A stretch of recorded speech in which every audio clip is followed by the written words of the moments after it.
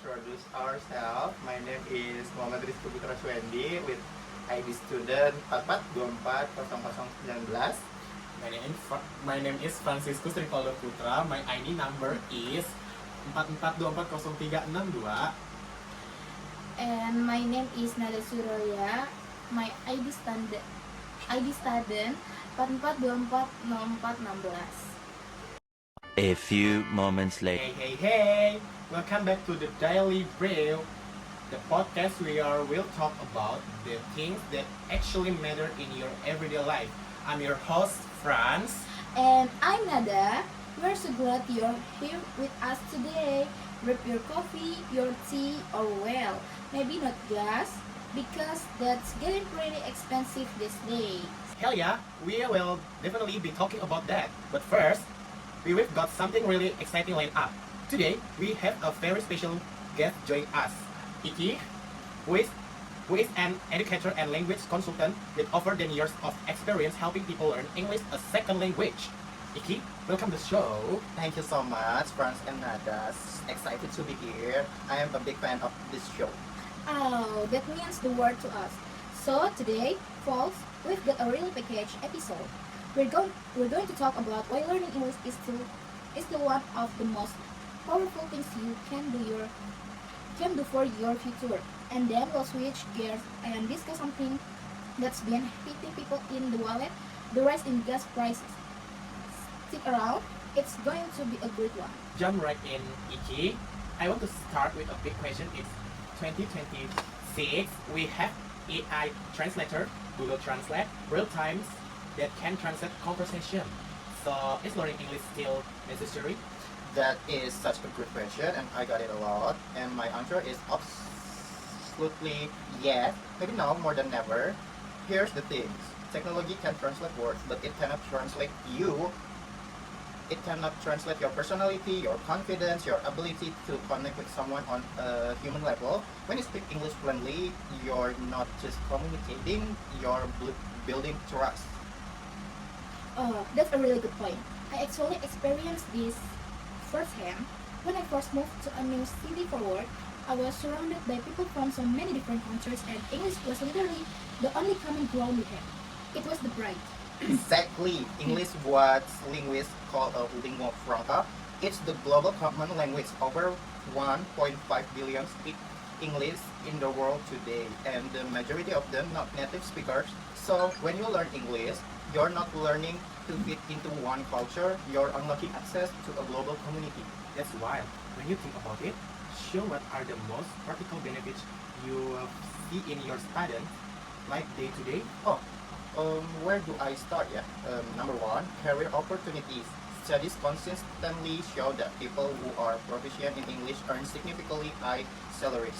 Even in non-speaking countries, multinational companies, tech firms, NGOs, they all require English. If you want to grow in your career, English fluently is particularly non-negotiable. And and it's not just about big corporation, right? Even small business owner benefit. Hugely, imagine you run a small craft business. If you only speak your local language, you sell to your town. But if you speak English, you can sell to the world through platforms like Etsy, Amazon, or even Instagram. The market just explodes. English literally multiples your opportunities. It's a great way to put it. What about education? I know a lot of our listeners are students, our parents are students.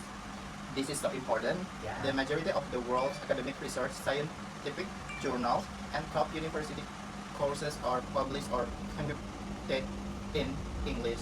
Harvard, MIT, or Oxford, their research are in English. So, if a student wants access to the best knowledge the world has to offer, English is the key.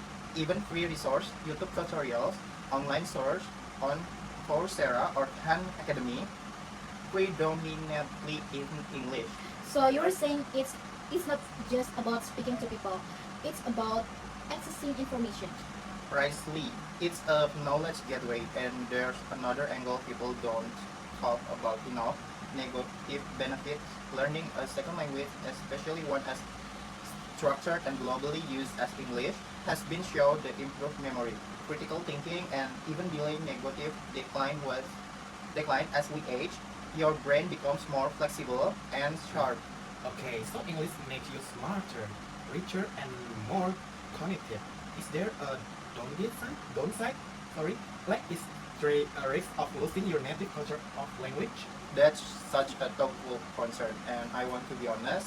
It's a real conversation in the linguistic world, but my view is learning English doesn't have to replace your identity, it adds to it. The most impressive people I've worked with are those who are bilingual or multilingual. They move between cultures beautifully, they carry their roots while reaching towards new horizon. It's not either or, it's both. That that gave me chills a little bit. Carry your roots while reaching toward new horizons. Someone write that down. That's going on a poster. Iki, for anyone listening right now who wants to start learning English or improve their skills, what's your number on tip? Consume content you actually enjoy in English. Watch show, listening to podcasts like this podcast, read books or article about topic you already passionate about. Language learning doesn't have to feel like homework. Make it part of your daily life, even if it's just 20 minutes a day. Consistency beats intensity every single time. 20 minutes a day. That's durable. That's like one episode of a sitcom. Exactly, and don't be afraid to make a mistake. Mistakes are your best teacher. The fastest learners I've ever seen are the ones who are willing to sound silly at first because they practice consistently. Love that. Thank you so much, Iki. For really valuable stuff. We're going to take a quick break, and when we back, and we will come back, we are switching topics to something that's been making a lot of people uncomfortable at the gas station lately. You're listening to the Daily Brew. Don't go anywhere. We'll be right back. 2 hours later. And we're back! Okay, let's talk about something that has been on literally everyone's mind and their wallets, gas price. Nada, set the scene for us. Where do I begin? So, if you've driven to a gas station recently, you've probably done a double check at the numbers on the pump. Price have been climbing, and it's not just a little bump. In many places, we're looking at significant increases compared to just a year or two ago. Iki, I know you primarily an education expert, but you also a real person who drives a car and lives in the world. What your experience been like? Yes, very much so. Honestly, I've started planning my trip more carefully, combining errands into one trip, thinking twice about unnecessary drive. It's changed behavior, and I think that's what's happening on a large scale too. So why are gas price rising? Let's break it down for our listeners. Nada, you did some research on this track. I did. So, gas prices are affected by a lot interconnected factors. The biggest one is the price of crude oil. That's the raw material that gets refined into gasoline. Crude oil is traded globally, and its price is heavily influenced by decisions made by OPEC, the Organization of the Petroleum Exporting Countries, which a group of major oil producing nations. Right. And when they need to cut production, supply goes down, demand stays the same or goes up, and price rise. Exactly. Supply and demand 101, but there's more to it. You also have geopolitical tensions, conflict in oil production regions create uncertainty and spike price. You have seasonal demand, summer travel season, for example, drive price up. And then you have a local factor, taxes, transportation costs, refinery capacity, and all of this take up. And there's also the value of US dollar, right? Since oil is globally traded in dollars, When the dollar weakness, oil becomes more expensive for buyers. Yes, great point. It's a complex ecosystem, and when multiple factors hit at the same time, price can climb fast. So what does this mean for regular people? Like who does it actually affect everyday life? Well, it's not just about higher gas prices rise transportation costs across the board, which mean the cost of shopping goods goes up, which mean the price of groceries, product, and service also go up. It creates a ripple effect to throughout the entire economy. And for lower income household, it is proportionately harder if you're living paycheck to paycheck and you need your car to get work. Rising gas price cut directly in your ability to pay rent or buy food. There's no question. It becomes a survival issue, not just an inconvenience. Exactly. It's easy to say just drive less or take public transport, but in a lot of cities and rural areas, that's simply not a realistic option. Public infrastructure isn't there. So, what can people actually do to cope with rising gas price? Let's give your listeners some practical tips. Yes, let's make it. Let's make this actionable. Okay, number one, use apps to find cheaper gas. Apps like Gas Buddy or even Google Maps show you real-time price at nearby station. Sometimes there's a meaningful price difference just a few blocks apart. Number two, maintain your vehicle. Properly inflated tires, a clean air filter, regular oil change. These things generally improve your fuel efficiency. You've got more miles per gallon, which means your tank lasts longer. Number three, change your driving habits. Aggressive acceleration and braking burns a lot more fuel than smooth, steady driving. Curious control on highways is your friend. And if you're staying idle for more than a minute, shoot the engine off. Number four, carpool. If you and your coworker live in the same areas, quick economy. You immediately cut your fuel cost in half. It's also just more fun than driving alone. It really is. And number five, consider the long game. If your current car is a gas guzzler, it might be worth thinking about fuel efficient option or even electrical vehicle down the line. The upfront cost can be higher, but saving on fuel over time are very real. And number six, recess and salary trips. Can that errand with and be combined with another trip? Can that meeting be done over a video call? Small adjustments and up. These are revolutionary ideas, but they work.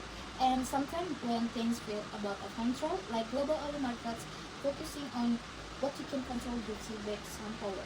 Well said, Iki. Any final thought on the gas price situation?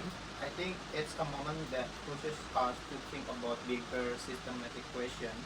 Our dependence on fossil fuels, investment in renewable energy, urban planning, and public transport. These price peaks are painful, but they can also be a catalyst for change, either individually or collectively. Happy, but hopeful. I like it. Alright, we're coming up on time, but before we go, let's do our three takeaways from today's episode. France, kick us off. Takeaway number one, learning English is one of the easiest return instruments you can make it yourself. It opens door to careers, education, global communities, and cognitive health. If you have start today, even just 20 minutes a day. Takeaway number two, rising gas prices are the result of complex global force, oil supply, geopolitics, demand, and currency. But their impact is real and personal, especially for those with your final resource. Understanding why it happens help us respond smarter. And takeaway number 3, whether it's learning a language or managing a budget, small, consistent action compound over time. You don't have to solve everything at once. Just take the next right step. Love that, Iki. Where can people find your if they want to learn more about your work in English education? You can find me on Instagram or LinkedIn under at Iki Teach English, and I have a free resource guide on my website for beginners through to advanced learners. I love to connect with anyone who on that journey. Fantastic. We'll put the link in the show notes as well. Iki, it's been such a pleasure having you on the Daily Braille. Please come back. I would love that. Thank you so much, boss. Thank you, boss, so much. This was a blast. And to everyone listening, thank you for spending part of your day with us. If you enjoyed the episode, please subscribe, leave us a review, and share it with a friend who you think could benefit. Every share helps us growing and reach more people. We'll back the next week with another episode of the Daily Braille. Until then, keep learning, keep adapting, and keep growing something great. Take care, everyone. See you next time. Bye Bye-bye. bye. God bless the sweet girls.